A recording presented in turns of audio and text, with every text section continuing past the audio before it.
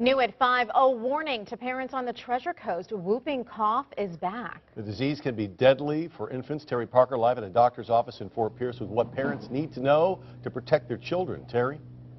Well, it certainly does seem like whooping cough is making a reappearance here on the Treasure Coast. St. Lucie County, where I'm at now, has 1 confirmed case and 5 reported cases awaiting lab confirmation. And then just to the north of us in Indian River County, they've got 5 confirmed cases, and the health department tells me that's more reported cases than they've seen in the past 3 years.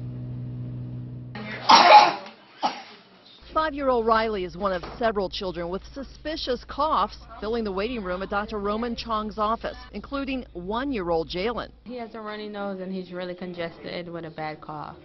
Did you know that that could be symptoms of whooping cough? No. Would that concern you? Yes. And it should. Whooping cough is a serious illness that can be fatal in some cases. I've had a few cases in my career. And the parents are usually terrified because of the sound. I mean, essentially the children just kind of, and they can't catch their breath. And when you hear that, that's the worst sound you could possibly imagine coming from your, 1 or 2 month old child.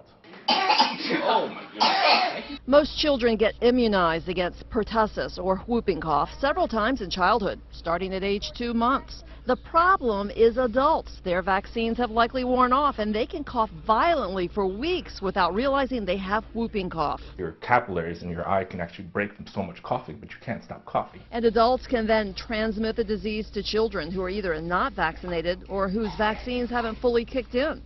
Dr. Chong stresses the importance of quickly bringing children in who display the symptoms. The younger they are, the more at risk they are of stopping breathing, or having pneumonia, or even death.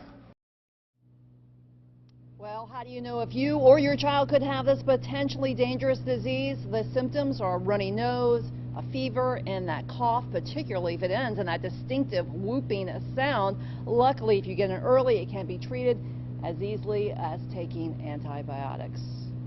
Live in Fort Pierce, I'm Terry Parker, WPBF 25 News.